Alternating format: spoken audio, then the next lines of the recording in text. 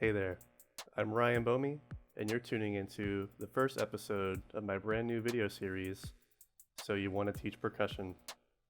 This video series is designed particularly for my current Percussion Methods students. Since they aren't able to have a typical Percussion Methods experience due to the current global pandemic, these videos are designed to give them a foundation of the technique outside of class time so that we have more time to play when we're together. But I also hope this video series can be helpful to any music educators out there. Today, we're talking about fundamental technique. If you don't play percussion, there's one thing you need to know. There are a lot of instruments, and I mean a lot. I know what it's like to be a music education major.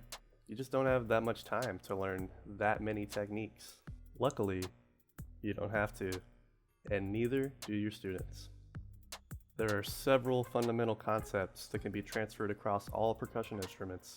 In this video, we're going to go over each of these fundamental concepts in detail so that you can start your percussion experience on the right foot. You've probably seen drummers who play like this. And this. They sound great and they sound loud and they look kind of distressed. Looking this way when you're playing percussion is absolutely not a requirement. When you're playing percussion, you should strive to feel really good and really relaxed. Some of this relaxation becomes more natural after you've been playing for a while, but making relaxation a habit from the very beginning is going to help you and your students down the road. First, a few things about posture. Here are some common issues I see in beginners. Leaning forward. This will happen most often with your taller students when they're playing shorter instruments. Reaching down to play. We typically want the forearm at a slight downward slant, but not too much of a downward slant.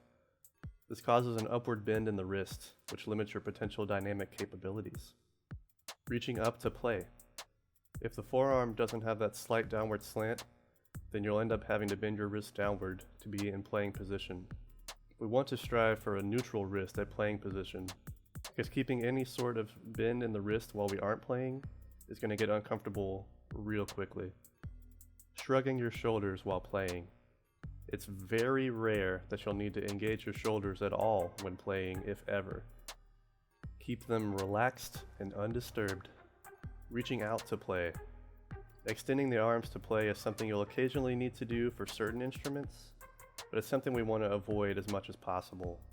This will tire your arms out very quickly. Generally, keeping your elbows in line with your body is going to be the most comfortable solution for all percussion instruments. These are things that may seem obvious as I point them out, but if you and your students aren't careful, these can become problems really quickly. Listen to your body while you're playing, and make sure you and your students spend some time in front of the mirror when practicing so you can spot these issues sooner rather than later.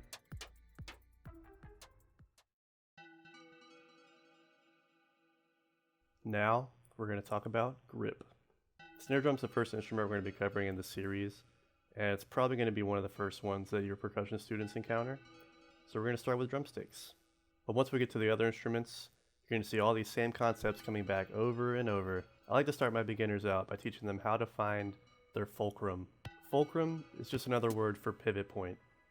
For instance, a seesaw's fulcrum is the center of the seesaw because that's where it pivots. So where's a drumstick's fulcrum? You are the drumstick's fulcrum. Well, more specifically, the part of your grip that becomes the pivot point for the drumstick is the fulcrum. Even though a drumstick isn't shaped like a seesaw, we're going to look at this kind of like a seesaw. If you push an empty seesaw down on one side, you expect that side to come back up because it's equally balanced on both sides, right? When we play a note, we want the stick to be able to bounce back up freely without any restriction. So we have to give our drumstick a good pivot point, or fulcrum. And trust me, your percussion students are going to feel so smart when they use the word fulcrum in conversation. So here's some advice from my first time fulcrum finders. For this, your fulcrum is going to be made up of your thumbprint and also the space between these two knuckles on your index finger, like this. We're going to take one drumstick and hold it lightly at the butt or bottom of the stick. And then you're going to drop your hand down so that the stick hits the drum pad. You notice that the stick didn't bounce back. Talk about a bad seesaw, right? Move your fulcrum up a little bit on the stick. When you drop your hand now, you should notice a little more bounce from the drumstick, and you may have even felt a little bit of vibration in your fulcrum. But we're not quite there yet.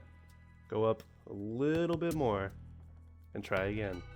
Keep repeating this process until your stick starts to rebound less. At that point, go back to the area where you were getting the most bounces and vibration from the stick. The spot of most bounces and most vibration is the sweet spot for your fulcrum. Also, if you're using Vic Firth sticks, you can look for this little guy right here, this little flag.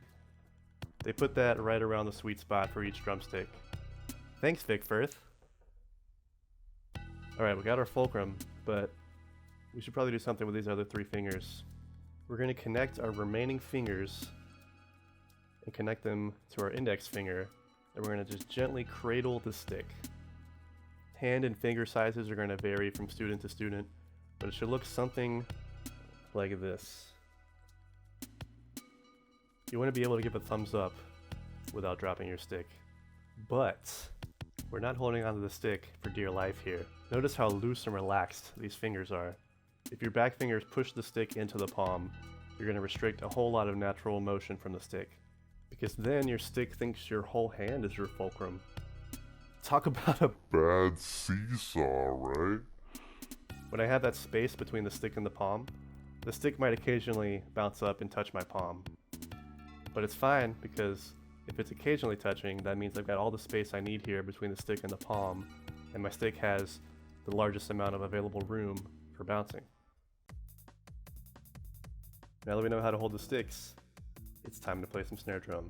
If you're watching this and you own a practice pad, but you don't own a drum stand, you're going to want to find some way to play sitting or standing comfortably, avoiding all the posture mistakes we covered earlier. With sticks in your hands, let your arms dangle by your sides. Do one last double check to make sure everything's relaxed and feeling good. Right now, we're just going to focus on the dominant hand. Rotating from the elbow, you're going to bring up your forearm.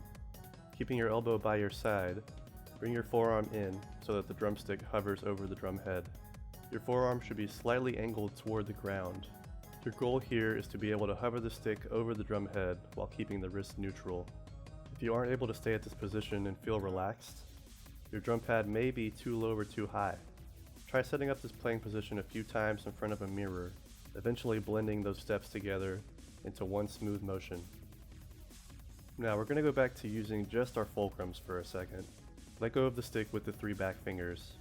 With your fulcrum set your hand so that your thumbnail is pointing slightly upward. Then you're going to bend your wrist upward and let it fly. And let it fly. Keeping just the fulcrum on the stick, use a door knocking motion to send the stick downward. Since we already set our fulcrum earlier, you should feel the drum pad wanting to rebound the stick. Allow that energy provided from the drum pad to send the stick back up, which should also result in your wrist returning to the upward bent position in response. If your stick isn't bouncing back for you, try relaxing your fulcrum. This should feel a lot like just bouncing a ball. When you're bouncing a ball, all you're thinking about is throwing the ball down, and the ground throws the ball back up for you so you can throw it back down again. After you've got the hang of the bounce concept, add your back fingers to the stick.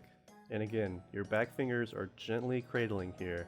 They should help to sort of soften the rebound of the stick so that it doesn't rebound super high, but they shouldn't keep you from feeling that sweet bouncing feeling that you found when you were just using your fulcrum.